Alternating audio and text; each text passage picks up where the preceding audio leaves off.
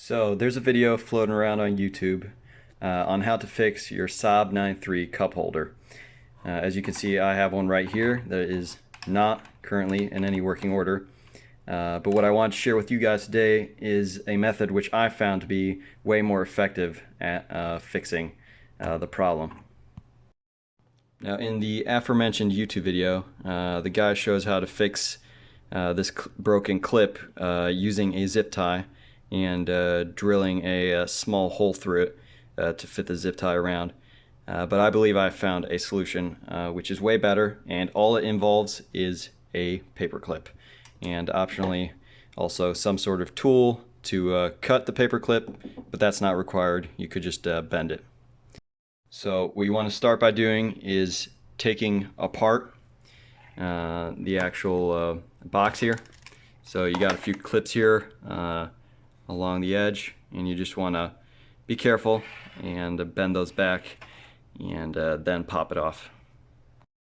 Now when taking off this case, I recommend starting with this clip right here because it's the easiest one to get, since you can use a little bit of leverage with this piece right here.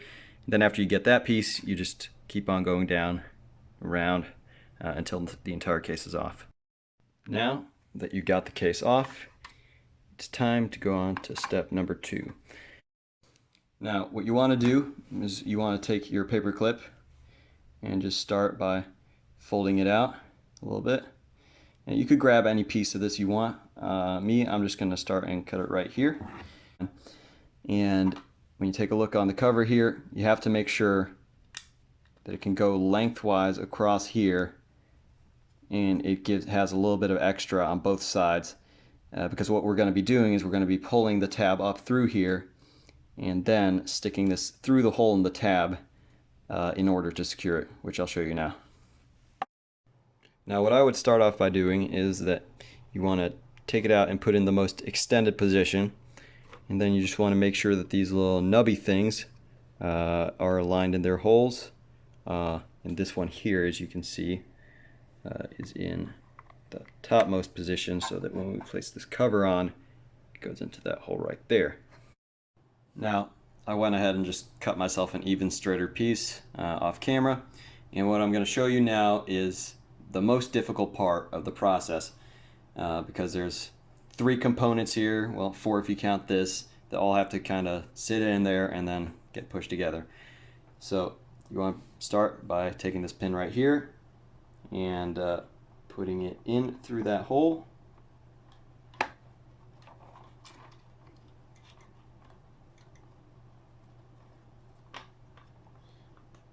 Which way it's rotated doesn't really matter, I don't think, just whatever works best.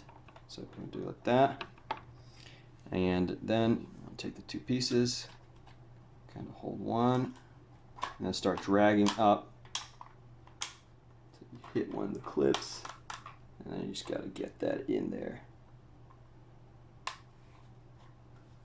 Push this piece back, see, so the holes get in there.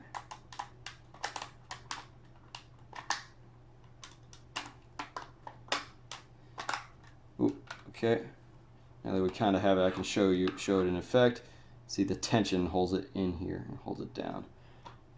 Let's see here now. Oop, there we go. Then it all kind of just snaps together. Boom, boom, boom. Bada bing, bada boom. Takes a little bit of finesse, but right here, before you close those, make sure everything's nice and aligned. Got that black one down there. Got the blue one up there. Clip it down, and boom, we're done. Now I hope that showed up all right on camera. Takes a little finesse, takes a little technique, but as you can see right here, there it is. The tension kind of holds it into this position here. It doesn't really wiggle up or down.